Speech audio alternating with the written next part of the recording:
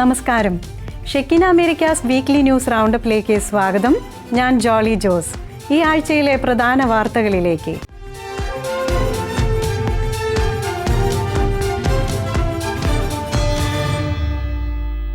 Biden ഭരണകാലത്ത് അമേരിക്കയിലേക്ക് കടക്കാൻ അനുമതി നൽകിയ 9 ലക്ഷത്തിലധികം പേരെ പുറത്താക്കാൻ ട്രംപ് ഭരണകൂടം. അനധികൃത കുടിയേറ്റക്കാരെ നാടുകടത്തുന്ന കാര്യത്തിൽ ട്രംപ് ഭരണകൂടം നിലപാട് കർശനമാക്കിയ സാഹചര്യത്തിലാണ് വളഞ്ഞ വഴിയിൽ വന്ന യുഎസിലെത്തിയ ആളുകൾ ഇപ്പോൾ നെട്ടോട്ടമോടുന്ന സാഹചര്യമുണ്ടായിരിക്കുന്നത്. അതോടൊപ്പം അനധികൃതമായി രാജ്യത്ത് തുടരുന്നവരെ ഇനി കാത്തിരിക്കുന്നത് കനത്ത പിഴയുമാണ്. ബൈഡൻ ഭരണകാലത്ത് അമേരിക്കയിലേക്ക് കടക്കാൻ അനുമതി നൽകിയ 9 ലക്ഷത്തിലധികം പേരെ പുറത്താക്കാൻ ട്രംപ് ഭരണകൂടം തയ്യാറെടുക്കുന്നു. ബൈഡൻ സർക്കാരിന്റെ കാലത്ത് ഓൺലൈൻ അപ്പോയിന്റ്മെന്റ് ആപ്പ് ഉപയോഗിച്ചാണ് ഭൂരിഭാഗം ആളുകളും അമേരിക്കയിൽ കയറിപ്പറ്റിയത്. 2023 ജനുവരി മുതലാണ് ഈ ആപ്പ് ഉപയോഗിച്ച് ഇത്രയധികം പേർ അമേരിക്കയിൽ എത്തിത്തുടങ്ങിയത്. പരോൾ എന്ന് അറിയപ്പെട്ടിരുന്ന ഒരു പ്രസിഡൻഷ്യൽ അധികാരത്തിന്റെ പേരിൽ ഇവർക്ക് 2 വർഷത്തേക്ക് അമേരിക്കയിൽ തുടരാൻ കഴിയുമായിരുന്നു. ഈ പരോളുകൾ റദ്ദാക്കുന്നത് രാജ്യത്തിന്റെ അതിർത്തികൾ സുരക്ഷിതമാക്കുന്നതിനും ദേശീയ സുരക്ഷ ഉറപ്പാക്കുന്നതിനും വേണ്ടിയാണ് എന്നാണ് സർക്കാർ ഇപ്പോൾ വിശദീകരിക്കുന്നത്. ഡൊണാൾഡ് ട്രംപ് ജനങ്ങൾക്ക് നൽകിയ വാഗ്ദാനം പാലിക്കുകയാണെന്നും അമേരിക്കയിലെത്താനായി അവർക്ക് നൽകിയ ആപ്പ് ഉപയോഗിച്ച് തന്നെ സ്വമേധ്യാ അവർ നാടുവിടാൻ തയ്യാറാകണമെന്നാണ് ട്രംപ് ഭരണകൂടം ഇപ്പോൾ ആവശ്യപ്പെട്ടിരിക്കുന്നത്. ഇത്തരത്തിൽ അമേരിക്കയിൽ കഴിയുന്നവർ രാജ്യം വിട്ടില്ലെങ്കിൽ അതിന്റെ ഫലം അവർ തന്നെ അനുഭവിക്കേണ്ടി വരുമെന്നും സർക്കാർ താക്കീത് നൽകിയിട്ടുണ്ട്. ഉടനടി അമേരിക്ക വിടണമെന്നും അല്ലെങ്കിൽ ഓരോ ദിവസവും അധികം താമസിക്കുന്നതിന് $1000 പിഴ അടയ്ക്കണം എന്നുമാണ് സർക്കാർ ആവശ്യപ്പെട്ടിരിക്കുന്നത്. 1996 നിലവിൽ വന്ന ഒരു നിയമം ഉപയോഗിച്ചാണ് പിഴ ചുമത്താൻ സർക്കാർ തീരുമാനിച്ചത്. 2018 റിപ്പബ്ലിക്കൻ പാർട്ടിയുടെ ആദ്യ ടേമിലാണ് ഈ നിയമം ആദ്യമായി നടപ്പിലാക്കിയത്. എന്നാൽ 2021 ജോ ബൈഡൻ ഭരണകൂടം ഈ നിയമം താൽക്കാലികമായി നിർത്തിവെച്ചു. ചില സാഹചര്യങ്ങളിൽ $1 മില്യൺ പിഴ ഈടാക്കിയേക്കാം. രാജ്യം വിടാൻ ഉത്തരവ് ലഭിച്ച ഭൂരിപക്ഷം പേരും ഹോണ്ടുറാസ്, എൽ സാൽവദോർ, മെക്സിക്കോ എന്നിവിടങ്ങളിൽ നിന്നുള്ളവരാണ്. ഡൊണാൾഡ് ട്രംപ് പ്രസിഡന്റായി ചുമതലയേറ്റ ആദ്യ ദിവസം തന്നെ അനധികൃത കുടിയേറ്റക്കാരെ തടയാൻ കർശന നടപടികൾ സ്വീകരിച്ചിരുന്നു. മെക്സിക്കോ അതിർത്തിയിൽ ആയിരക്കണക്കിന് കുടിയേറ്റക്കാരെയാണ് തടഞ്ഞത്. പിഴ അടയ്ക്കാൻ തയ്യാറാകാത്തവരുടെ സ്വത്തുക്കൾ കണ്ടുകെട്ടാനും ഉത്തരവിട്ടിട്ടുണ്ട്. ട്രംപിന്റെ ആദ്യ ഭരണകാലത്ത് അമേരിക്കയിൽ നിന്ന് പുറത്തുപോകാൻ വിസമ്മതിച്ച കുടിയേറ്റക്കാർക്ക് $3 ലക്ഷം മുതൽ $5 ലക്ഷം വരെ പിഴ ചുമത്തിയിട്ടുണ്ട്. വീണ്ടും അപ്രതീക്ഷിത സന്ദർശനം നടത്തി ഫ്രാൻസിസ് മാർപ്പാപ്പ. ഏപ്രിൽ 10 വ്യാഴാഴ്ച വത്തിക്കാനിലെ സെയിന്റ് പീറ്റേഴ്സ് ബസിലിക്കയിൽ വീൽചെയറിലെത്തിയ പാപ്പയുടെ ദൃശ്യങ്ങൾ സാമൂഹ്യ മാധ്യമങ്ങളിൽ അതിവേഗം പ്രചാരം നേടി. ദിവ്യകാരുണ്യത്തിന്റെ പാപ്പയായ വിശുദ്ധ പയസ് 10 കല്ലറയിലും ഫ്രാൻസിസ് മാർപ്പാപ്പ പ്രാർത്ഥനയ്ക്കായി സമയം ചെലവഴിച്ചു. ഏപ്രിൽ 10 വ്യാഴാഴ്ച പ്രാദേശിക സമയം ഉച്ചയ്ക്ക് 12:30 ഫ്രാൻസിസ് മാർപ്പാപ്പ വത്തിക്കാനിലെ സെന്റ് പീറ്റേഴ്സ് ബസിലിക്കയിൽ സന്ദർശനത്തിനെത്തി. ഇത് 2ാം തവണയാണ് അപ്രതീക്ഷിതമായി പാപ്പ വീൽചെയറിൽ പ്രത്യക്ഷപ്പെടുന്നത്.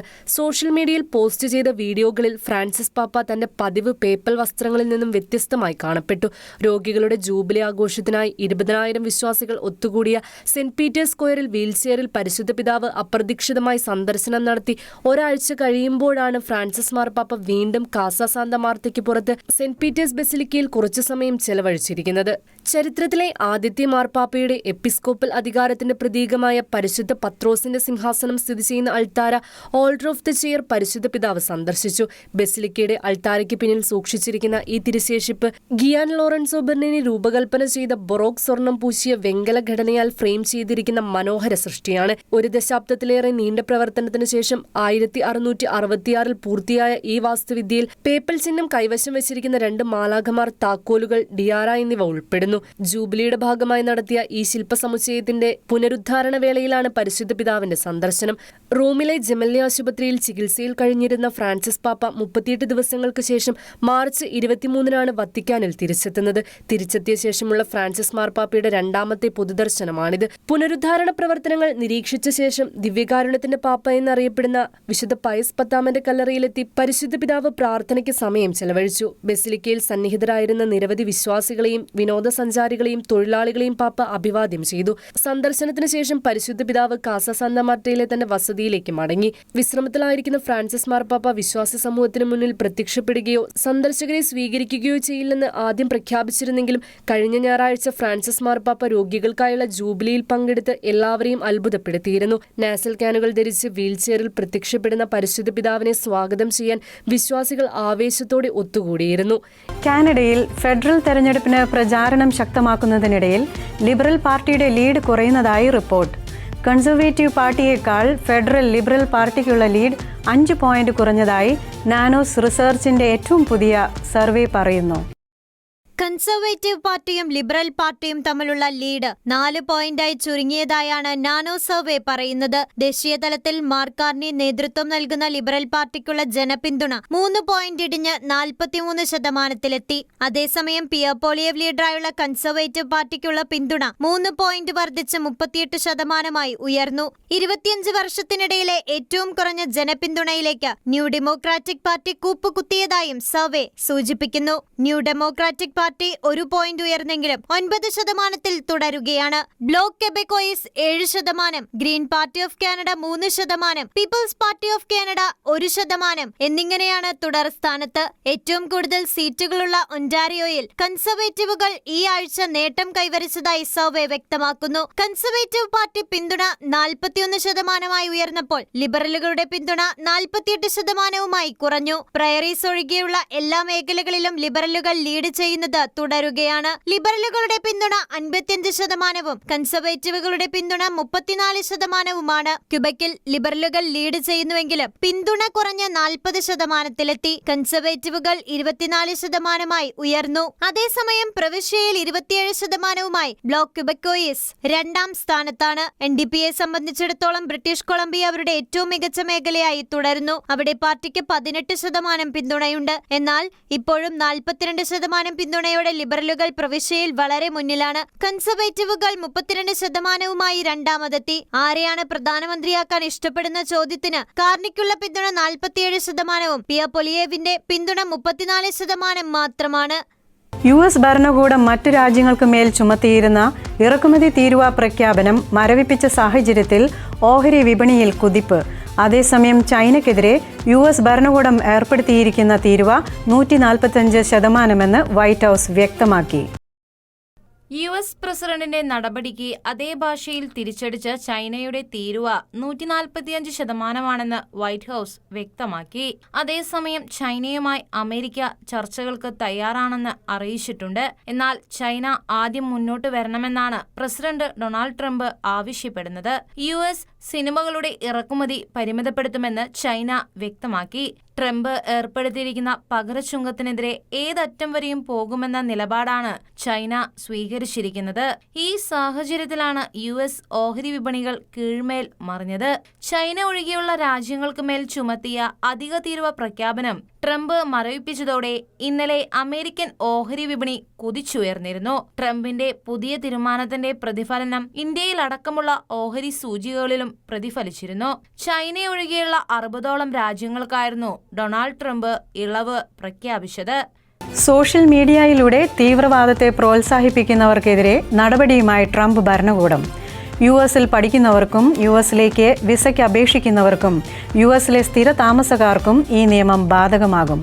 വ്യക്തികളുടെ സോഷ്യൽ മീഡിയ പോസ്റ്റുകൾ പരിശോധിച്ച് വിസ റദ്ദാക്കുകയോ വിസ നിഷേധിക്കുകയോ ചെയ്യുമെന്ന് ഔദ്യോഗികമായി സ്ഥിരീകരിച്ചിരിക്കുകയാണ് USCIS ഡിപ്പാർട്ട്മെന്റ്.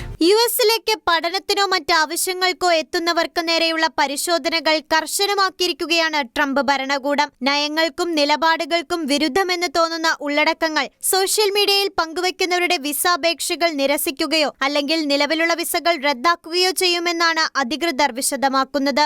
വിദ്യാർത്ഥികൾ ഉൾപ്പെടെ നിരവധി പേരുടെ വിസകൾ റദ്ദാക്കപ്പെട്ട സംഭവങ്ങൾ കഴിഞ്ഞ ആഴ്ചകളിൽ റിപ്പോർട്ട് ചെയ്യപ്പെട്ടിരുന്നു. തീവ്രവാദത്തെ പിന്തുണയ്ക്കുന്നവർക്ക് അമേരിക്കയിൽ സ്ഥാനമില്ലെന്നും അവരെ രാജ്യത്ത് താമസിപ്പിക്കാൻ കഴിയില്ലെന്നും അമേരിക്കയിലെ ഹോംലാൻഡ് സെക്യൂരിറ്റി വകുപ്പിലെ പബ്ലിക് അഫയേഴ്സ് വിഭാഗം അസിസ്റ്റന്റ് അണ്ടർ സെക്രട്ടറി അറിയിച്ചു. സോഷ്യൽ മീഡിയയിലൂടെ നടത്തുന്ന അഭിപ്രായ പ്രകടനങ്ങളും ഹമാസ്, ഹിസ്ബുള്ള, ഹൂതികൾ എന്നിങ്ങനെ അമേരിക്ക തീവ്രവാദ പട്ടികയിൽ ഉൾപ്പെടുത്തിയിട്ടുള്ള സംഘങ്ങൾ എന്നിവയെ അനുകൂലിച്ചുള്ള പോസ്റ്റുകളും US വിസ റദ്ദാക്കപ്പെടാനോ വിസയ്ക്കായി നൽകുന്ന അപേക്ഷകൾ തള്ളപ്പെടാനോ കാരണമായേക്കുമെന്നാണ് ഇമിഗ്രേഷൻ അധികൃതർ അറിയിച്ചിരിക്കുന്നത്. സോഷ്യൽ മീഡിയ അക്കൗണ്ടുകളിലെ ഉള്ളടക്കം ഇത്തരം പ്രവർത്തനങ്ങൾക്കുള്ള പിന്തുണയായി കണക്കാക്കുമെന്നും അവ വിസ നടപടികളെ പ്രതികൂലമായി ബാധിക്കുമെന്നും ഔദ്യോഗിക പ്രസ്താവനയിൽ തന്നെ പറയുന്നു. വിദ്യാർത്ഥികളുടെ വിസകൾക്കും ഗ്രീൻ കാർഡുകൾക്കുള്ള അപേക്ഷകൾക്കും ഉൾപ്പെടെ ഈ നിയമം ബാധകമാകും. അതേസമയം കഴിഞ്ഞ ആഴ്ചകളിൽ 100 കണക്കിന് വിദേശികളുടെ വിസകൾ റദ്ദാക്കിയതായി അധികൃതർ അറിയിക്കുകയും ചെയ്തിട്ടുണ്ട്. മാർച്ചിൽ 300ഓളം പേരുടെ വിസകൾ റദ്ദാക്കിയതായും ഇപ്പോഴും ദിവസേന ഇത്തരം നടപടികൾ തുടരുന്നതുമായുള്ള റിപ്പോർട്ടുകളാണ് പുറത്തുവരുന്നത്. ഫ്രാൻസിൽ വിശ്വാസവസന്തം. ഈസ്റ്റർ ദിനത്തിൽ കത്തോലിക്ക വിശ്വാസം സ്വീകരിക്കാൻ ഒരുങ്ങി 17,800 പേർ. കത്തോലിക്ക വിശ്വാസം സ്വീകരിക്കുന്നവരിൽ 7,400 കൗമാരക്കാർ. ഫ്രാൻസ് സഭയുടെ സുവർണ നാളുകൾ. ഫ്രാൻസിൽ ഈ ഈസ്റ്റർ ദിനത്തിൽ ഏകദേശം 17,800 പേർ ജ്ഞാനസ്നാനപ്പെട്ട് കത്തോലിക്ക വിശ്വാസം സ്വീകരിക്കും. ബിഷപ്സ് കോൺഫറൻസ് ഓഫ് ഫ്രാൻസ് 20 വർഷങ്ങൾക്ക് മുൻപ് സ്നാനാർത്ഥികളുടെ എണ്ണം രേഖപ്പെടുത്താൻ തുടങ്ങിയതിനു ശേഷമുള്ള ഏറ്റവും ഉയർന്ന കണക്കാണിത്. 11നും 17നും ഇടയിൽ പ്രായമുള്ള കൗമാരക്കാരായ 7,400 പേർ സ്നാനാർത്ഥികളാകുന്നു എന്നത് മറ്റൊരു ശ്രദ്ധേയ വസ്തുതയാണ്. കത്തോലിക്ക വിശ്വാസം സ്വീകരിക്കുന്നവരുടെ എണ്ണത്തിൽ കഴിഞ്ഞ വർഷത്തേക്കാൾ 33% വർധനവാണ് വന്നിരിക്കുന്നത്. സ്നാനാർത്ഥികളുടെ 42% വിദ്യാർത്ഥികളും യുവ പ്രൊഫഷണലുകളും അടങ്ങുന്ന 18 മുതൽ 25 വയസ്സുവരെ പ്രായമുള്ളവരാണ്. ജ്ഞാനസ്നാനപ്പെട്ട് കത്തോലിക്ക വിശ്വാസം സ്വീകരിക്കാൻ കടന്നുവരുന്നവരിൽ ഭൂരിഭാഗവും യുവജനങ്ങളാണെന്ന കഴിഞ്ഞ വർഷ പഠനങ്ങളെ സ്ഥിരീകരിക്കുന്നതാണ് ഈ വർഷത്തെ കണക്കുകളും. കഴിഞ്ഞ 10 വർഷത്തിനുള്ളിൽ ഫ്രാൻസിൽ കത്തോലിക്ക വിശ്വാസം സ്വീകരിച്ച് സ്നാനപ്പെടുന്നവരുടെ എണ്ണത്തിൽ 160% വർധനയാണ് വന്നിരിക്കുന്നത്. സ്നാനാർത്ഥികളുടെ എണ്ണത്തിലെ ഗണ്യമായ ഈ വർധന സാധാരണമല്ലെന്നും സ്വർഗത്തിൽ നിന്നുള്ള അടയാളമായി ഇതിനെ കണക്കാക്കാമെന്നും ലിയോണിലെ ആർച്ച് ബിഷപ്പ് ഒലിവിയർ ഡി ജെർമെ പറഞ്ഞു. 2022 മുതൽ ഫ്രാൻസിലുടനീളമുള്ള രൂപതകളിൽ പല കാരണങ്ങളാൽ വിശ്വാസം ഉപേക്ഷിച്ചവർ പിന്നീട് സ്നാനപ്പെട്ട് സഭയിലേക്ക് മടങ്ങിവരുന്ന കാഴ്ചകൾ നിരവധിയാണ്. ഇത്തരത്തിൽ 2024 പെന്തക്കോസ്ത ദിനത്തിൽ 9,000-ലധികം ആളുകൾ സ്ഥൈര്യലേപന കൂദാശ സ്വീകരിച്ചിരുന്നു. ഫ്രാൻസിലെ കത്തോലിക്ക വിശ്വാസ വേരുകൾ ചെന്നെത്തുന്നത് 2-ാം നൂറ്റാണ്ടിലാണ്. 2-ാം നൂറ്റാണ്ടിൽ ഫ്രാൻസിൽ വേരൂന്നിയ കത്തോലിക്ക വിശ്വാസം രാജ്യത്തിന്റെ സാംസ്കാരിക, സാമൂഹിക, രാഷ്ട്രീയ തലങ്ങൾ രൂപപ്പെടുത്തുന്നതിൽ നിർണായക പങ്ക് വഹിച്ചിട്ടുണ്ട്. അതേസമയം ഒരു കാലത്ത് സഭയുടെ കടിഞ്ഞൂൽ പുത്രി എന്നറിയപ്പെട്ടിരുന്ന ഫ്രാൻസ് ഇപ്പോൾ ലോകത്തിലെ ഏറ്റവും നിരീശ്വരവാദത്വം നിറഞ്ഞു നിൽക്കുന്ന 5 രാജ്യങ്ങളിൽ ഒന്നാണ്. ഈ കരിനിഴലുകളെ അതിജീവിക്കുന്നതാണ് ഫ്രാൻസിലെ പുതിയ വിശ്വാസ വെളിച്ചം. ഒരുപക്ഷെ ഫ്രഞ്ച് സഭയുടെ സുവർണ നാളുകൾക്ക് തുടക്കം കുറിക്കുന്ന ദിനങ്ങൾക്കാണ് ഈ വലിയ നോമ്പ് സാക്ഷ്യം വഹിക്കുന്നത്. ബ്രിട്ടീഷ് രാജകുടുംബം വത്തിക്കാനിലെത്തി ഫ്രാൻസിസ് മാർപ്പാപ്പയെ സന്ദർശിച്ചു. വിവാഹ വാർഷികം ആഘോഷിക്കുന്ന ചാൾസ് രാജാവിനും കാമില രാജ്ഞിക്കും പാപ്പ ആശംസ നേർന്നു. വേഗത്തിൽ സുഖം പ്രാപിക്കട്ടെ എന്ന ആശംസ ദമ്പതികളും മാർപ്പാപ്പയോട് പങ്കുവച്ചു. ഇംഗ്ലണ്ടിലെ ചാൾസ് രാജാവും കാമില രാജ്ഞിയും വത്തിക്കാനിലെത്തി ഫ്രാൻസിസ് മാർപ്പാപ്പയെ സന്ദർശിച്ചു. ഇന്നലെ പാപ്പയുടെ സ്വകാര്യ വസതിയായ സാന്താ മാർത്തയിലെത്തിയാണ് ബ്രിട്ടീഷ് രാജകുടുംബങ്ങളായ ചാൾസ് രാജാവും കാമില രാജ്ഞിയും കൂടിക്കാഴ്ച നടത്തിയത്. വിവാഹ വാർഷികം ആഘോഷിക്കുന്ന ദമ്പതികൾക്ക് പാപ്പ ആശംസ നേർന്നു. ആരോഗ്യം വേഗത്തിൽ സുഖം പ്രാപിക്കട്ടെ എന്ന ആശംസ ദമ്പതികൾ പങ്കുവച്ചു. അതേ ആശംസ ഫ്രാൻസിസ് പാപ്പയും പങ്കുവച്ചു. സമീപ മാസങ്ങളിൽ 2 രാഷ്ട്രീയ തലവന്മാരും ആരോഗ്യ പ്രതിസന്ധി നേരിട്ടവരാണ്. ചാൾസ് രാജാവിന് കഴിഞ്ഞ വർഷം ക്യാൻസർ സ്ഥിരീകരിച്ചിരുന്നു. നീണ്ട 38 ദിവസം റോമിലെ ജെമല്ലി ആശുപത്രിയിൽ ചികിത്സയിൽ കഴിഞ്ഞ ശേഷമാണ് പാപ്പ ഇപ്പോൾ വത്തിക്കാനിൽ മടങ്ങിയെത്തിയിരിക്കുന്നത്. 20 മിനിറ്റ് നീണ്ടുനിന്ന കൂടിക്കാഴ്ചയുടെ ഫോട്ടോ വത്തിക്കാൻ ഇന്ന് രാവിലെയാണ് പുറത്തുവിട്ടത്. ചാൾസിന്റെയും കാമിലയുടെയും 20ാം വിവാഹ വാർഷികവും രാജാവിന്റെ പിതാവ് എഡിൻബർഗിലെ ഫിലിപ്പിന്റെ 4ാം മരണവാർഷിക ദിനവുമായ ഇന്നലെ 10ാം തീയതിയാണ് കൂടിക്കാഴ്ച നടന്നതെന്നത് ശ്രദ്ധേയമാണ്. 2025 ജൂബിലി വർഷത്തിന്റെ ആഘോഷത്തിൽ രാജാവും രാജ്ഞിയും ഫ്രാൻസിസ് മാർപ്പാപ്പയോടൊപ്പം പങ്കുചേരുമെന്ന് ബ്രിട്ടീഷ് രാജകുടുംബം നേരത്തെ വ്യക്തമാക്കിയിരുന്നു. 2017-ലും 2019-ഉം ചാൾസ് രാജകുമാരൻ ഫ്രാൻസിസ് പാപ്പയുമായി കൂടിക്കാഴ്ച നടത്തിയിരുന്നു. സമാധാനത്തിന്റെ മനുഷ്യൻ എന്നാണ് ഫ്രാൻസിസ് മാർപ്പാപ്പ ചാൾസ് രാജാവിനെ വിശേഷിപ്പിച്ചത്. 2000-ൽ നടന്ന മഹാജൂബിലി വർഷത്തിൽ എലിസബത്ത് രാജ്ഞി വത്തിക്കാനിൽ സന്ദർശനം നടത്തി ജൂബിലി ആഘോഷത്തിൽ ബ്രിട്ടീഷ് രാജകുടുംബത്തിന്റെ പങ്കാളിത്തം ഉറപ്പുവരുത്തിയിരുന്നു. ലോകത്തെ ഏറ്റവും പ്രായം കൂടിയ കത്തോലിക്ക ബിഷപ്പാണ് 103 വയസ്സുള്ള Mexican bishop Jose de Sahagun. John 23-ാമൻ മാർപ്പാപ്പ നിയമിച്ച ജീവിച്ചിരിക്കുന്ന അവസാനത്തെ ബിഷപ്പുമാണ് ബിഷപ്പ് ഹോസെ ഡി സൗഗുൺ. നിലവിൽ ലോകത്തിൽ ജീവിച്ചിരിക്കുന്ന കത്തോലിക്ക മെത്രാന്മാരിൽ ഏറ്റവും പ്രായം കൂടിയ ബിഷപ്പ് എന്ന ഖ്യാതി 103 വയസ്സുള്ള മെക്സിക്കൻ ബിഷപ്പിന് സ്വന്തം. കത്തോലിക്ക സഭയുടെ ചരിത്രത്തിന്റെ ജീവിക്കുന്ന സാക്ഷിയായി Mexican bishop Jose D Jesus സഹഗുൺ Dela പാരയാണ് ശ്രദ്ധ നേടുന്നത്. ജീവിച്ചിരിക്കുന്നവരിൽ ഏറ്റവും പ്രായം കൂടിയ കത്തോലിക്ക ബിഷപ്പും ജോൺ 23-ാമൻ മാർപ്പാപ്പ നിയമിച്ച ജീവിച്ചിരിക്കുന്നവരിൽ അവസാനത്തെ ബിഷപ്പുമാണ് അദ്ദേഹം. 1922 ജനുവരി 1-ന് മിക്കോവാക്കൻ സംസ്ഥാനത്തെ ചെറിയ മുനിസിപ്പാലിറ്റിയായ കൊട്ടീജയിലാണ് അദ്ദേഹം ജനിച്ചത്. 1946 മെയ് 26-ന് വൈദികനായി അഭിഷിക്തനായി.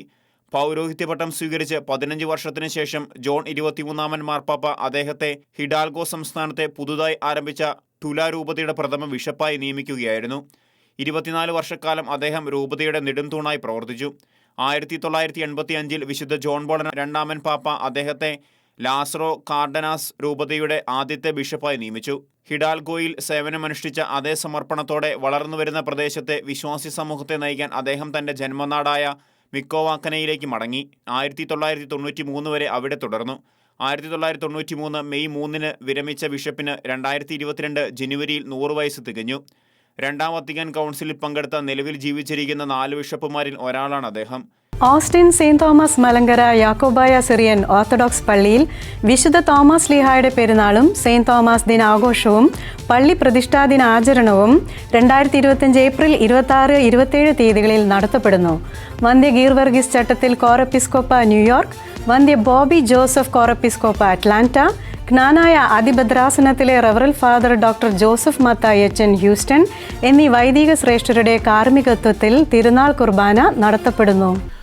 അമേരിക്കയിലെ ഓസ്റ്റിനിലുള്ള Saint Thomas Malankara Yakobaya Syrian Orthodox പള്ളിയിൽ വിശുദ്ധ തോമസ് ലീഹായുടെ തിരുനാളും സെന്റ് തോമസ് ദിനാഘോഷവും പള്ളിപ്രതിഷ്ഠ ദിനാചരണവും 2025 ഏപ്രിൽ 26, 27 തീയതികളിൽ നടക്കും. ഏപ്രിൽ 26 രാവിലെ 11 കൊടിയേറ്റും. തുടർന്ന് 3 മണിവരെ പള്ളി വിപുലീകരണ ധനശേഖരണാർത്ഥം ബ്ലൂം ഫെസ്റ്റ് എന്ന പേരിൽ കാർണിവലും ഭക്ഷ്യമേളയും നടക്കും. പുതുഞായർ ദിനമായ ഏപ്രിൽ 27 രാവിലെ 9 നടക്കുന്ന പ്രഭാത പ്രാർത്ഥനയെ തുടർന്ന് സഭയിലെ senior വൈദികരായ വന്ധ്യ Geevarghese Corepiscopa ചട്ടത്തിൽ, വന്ധ്യ Bobby Joseph Corepiscopa, ജ്ഞാനായ അതിഭദ്രാസനത്തിലെ റവറൻ ഫാദർ ഡോക്ടർ ജോസഫ് മത്തായച്ചൻ എന്നീ വൈദിക ശ്രേഷ്ഠരുടെ കാർമ്മികത്വത്തിൽ വിശുദ്ധ 3 കുർബാന നടക്കും. വിശുദ്ധ തോമസ് ലീഹായോടുള്ള മധ്യസ്ഥ പ്രാർത്ഥനയും റാസയും തിരുനാളിനോടനുബന്ധിച്ച് ക്രമീകരിച്ചിട്ടുണ്ട്. കത്തോലിക്ക സഭയുടെ പൗരസ്ത്യ സഭാ വിഭാഗങ്ങളുടെ വിശ്വാസപരമായ പൈതൃകത്തിന്റെയും ഐക്യത്തിന്റെയും മഹത്തായ സാക്ഷ്യമായി 2025 മെയ് 12 മുതൽ 14 വരെ റോമിൽ ജൂബിലി ആഘോഷങ്ങൾ സംഘടിപ്പിക്കപ്പെടുന്നു. മെയ് 13 വിശുദ്ധ പത്രോസിന്റെ ബെസിലിക്കയിൽ ഉച്ചയ്ക്ക് 1 മണിക്ക് കാൽദിയൻ സഭയുടെ നേതൃത്വത്തിൽ അദ്ദായി മാറിയുടെ അനാഫോറ ഉപയോഗിച്ച് ദിവ്യബലി അർപ്പിക്കപ്പെടും. ഈ ദിവ്യബലിയിൽ സീറോ മലബാർ സഭയുടെ അഭിവന്ദ്യ major archbishop Mar Raphael Thattil, Chicago രൂപത ബിഷപ്പ് മാർ ജോയ് ആലപ്പാട്ട് എന്നിവർ നേതൃത്വം നൽകും. കത്തോലിക്ക സഭയുടെ പൗരസ്ത്യ സഭാ വിഭാഗങ്ങളുടെ വിശ്വാസപരമായ പൈതൃകത്തിന്റെയും ഐക്യത്തിന്റെയും മഹത്തായ സാക്ഷ്യമായി 2025 മെയ് 12 മുതൽ 14 വരെ റോമിൽ ജൂബിലി ആഘോഷങ്ങൾ സംഘടിപ്പിക്കുന്നു. Dicastery for the Eastern Churches ക്രമീകരിക്കുന്ന ജൂബിലി ആഘോഷങ്ങൾ വിശുദ്ധ പത്രോസിന്റെ അതിരൂപതയുമായി ചേർന്നാണ് സംഘടിപ്പിക്കുന്നത്. ഡിക്കാസ്ട്രിയുടെ പ്രീഫെക്ട് കിഴക്കൻ സഭകളുടെ എല്ലാ ബിഷപ്പുമാർക്കും പുരോഹിതർക്കും ഡീക്കന്മാർക്കും സന്യസ്തർക്കും വിശ്വാസികൾക്കും ചരിത്രപരമായ സമ്മേളനത്തിൽ പങ്കെടുക്കുവാൻ ക്ഷണം നൽകിയിട്ടുണ്ട്. മെയ് 13 വിശുദ്ധ പത്രോസിന്റെ ബെസിലിക്കയിൽ കാൽദിയൻ സഭയുടെ നേതൃത്വത്തിൽ അദ്ദായി മാറിയുടെ അനാഫോറ പ്രകാരം പരിശുദ്ധ കുർബാന അർപ്പിക്കും. പ്രസ്തുത ദിവ്യബലിയിൽ സീറോ മലബാർ സഭ മേജർ ആർച്ച് ബിഷപ്പും മറ്റ് മെത്രാന്മാരും വൈദികരും വിശ്വാസികളും പങ്കാളിത്തം വഹിക്കും. റോമിൽ നടക്കുന്ന ആഘോഷങ്ങളുടെ ഭാഗമായി അമേരിക്കയിലെ ചിക്കാഗോ സീറോ മലബാർ രൂപതയിൽ നിന്നും ബിഷപ്പ് മാർ ജോയ് ആലപ്പാട്ട് നേതൃത്വം നൽകുന്ന പ്രത്യേക തീർത്ഥാടന യാത്ര ഇറ്റലിയിലേക്ക് ക്രമീകരിച്ചിട്ടുണ്ട്. എമ്മാനുവൽ ഹോളിഡേയ്സ് സംഘടിപ്പിക്കുന്ന തീർത്ഥാടന യാത്ര 2025 മെയ് 11 മുതൽ 17 വരെയാണ് ക്രമീകരിച്ചിരിക്കുന്നത്. Shekinah Americas weekly news roundup ഇവിടെ പൂർണ്ണമാകുന്നു. കൂടുതൽ വാർത്തകളുമായി അടുത്ത ആഴ്ച വീണ്ടും കാണാം.